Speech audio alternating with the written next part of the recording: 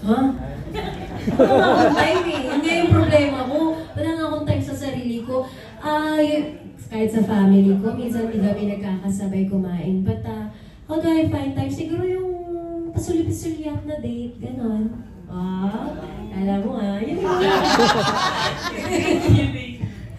sino ba magtatanong? Chad, you have a question? Chad Rosette. Hi, Ivana. Ang unang question ko is, kailan ka babalik ulit sa paggawa ng pelikula o kaya mga TV series? Malapit na this year lahat. So, meron kaming teleserye din na gagawin. This year yun, at meron din mga yung movie din this year din. O diba, paano yung love life? Bahala na sila sa kanila. Kaya work muna. Ayan. So, aside from work sa showbiz, tapos meron ka rin mga businesses, ganyan. So, ngayon ba, gano'n na kayaman si Ivana? Mayaman ako in different aspects. Mayaman ako sa pagmamahal, sa pamilya. Dahil nandiyan kayo, yun. Yung pera naman, mawawala din yan. Basta saktong yaman, yun yung importante. Contented ako kung anong meron ako. Thank you and congratulations. Thank you. Next, Chad. Next, FPJ. Hi, Ivana. Ask ko lang, meron kami bang mga international projects or international vacations this year? Vacation? O sana, Amerika ulit. Ayun. Amerika, travel ba? Pwedeng travel, pwedeng work, gano'n. Travel? Work? Meron ba? Well, hopefully. Oo. Oo nga. Diba, nalilimutan ko na alam. Pero syempre, sana may work din sa abroad. Very maganda, pasabog yun. And then, yung mga vacation, LA, ganun yung usual. Yun. Wala namang bagong country. Sana Iceland, kung papayagan ako. Yes, nagpaalam. Iceland. Nagulat yung manager mo. Oo nga, ilang kayong mata. Speaking of international, then syempre, international levels na rin yung level mo in content creating. Sino yung mga international creators na gusto mo rin ma-meet? Ang gusto ko si Mr. Beast. Yes. Kasi ganun din siya yung mapamigay at yun, tutuwa ako sa mga content niya. At sana, balang araw, makapamigay din ako as much as he can. Okay, next we have Cesar of Net 25. Hi, Ivana.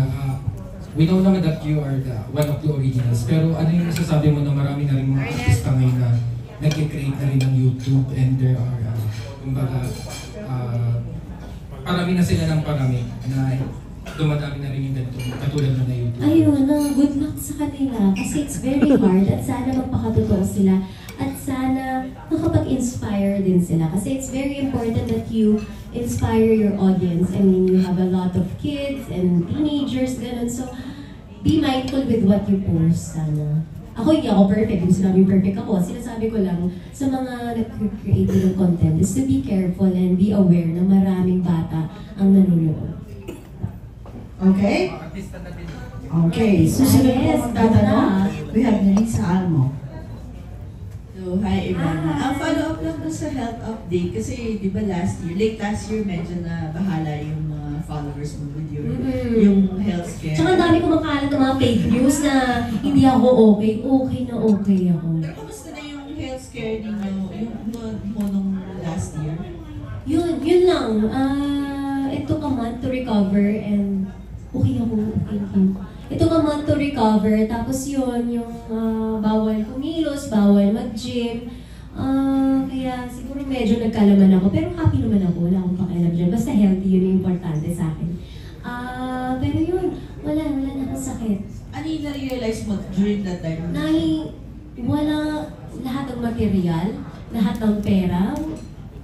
Pakasaya ka sa buhay mo kasi pag kinuha ka ni Lord, wala ka ba isasama dyan, no? Yung mga bag mo, yung mga pera mo, hindi mo masasama. So, enjoyin mo yung buhay mo and surround yourself with your loved ones. Yun. Last question na kasi election season. Ay! Ano na yung mga artista na nilalapitan, nag-endorse? Sa ibang mga lumapit? Marami po. Kahit po nung last election, marami po. Pero napaka-arte ko at napaka-choosy ko pagdating sa politiko. Kasi hindi naman yan para sa akin or ikakaganda ko or para sa pamilya ko. Ito ay para sa Pilipinas. And you have to be very pity kasi para ito sa mga kababayan natin. Ang dami-dami natin. Ano yung makakapagpaganda sa bansa natin? Kasi kung pera, di sana lahat kinuha ko, di yung yaman-yaman ko na. Pero hindi eh. Hindi siya sa pera. It's what do you believe in? And who do you think will make the country a better place? So, sa mga senator, congressman, lahat yan, napaka-choosy ko kasi baka gusto lang niya upog para sa sarili niya. Hindi naman para sa ating mga kababayan. At ako, wala naman ako alam sa politika, pero alam ko mamili sa tamang leader. Yun yung, syempre, pinag-aaralan ko din anong mga batas ang natutupad. Yun, very important yun. Thank you. And with that, sino pa po ang hindi nananalo sa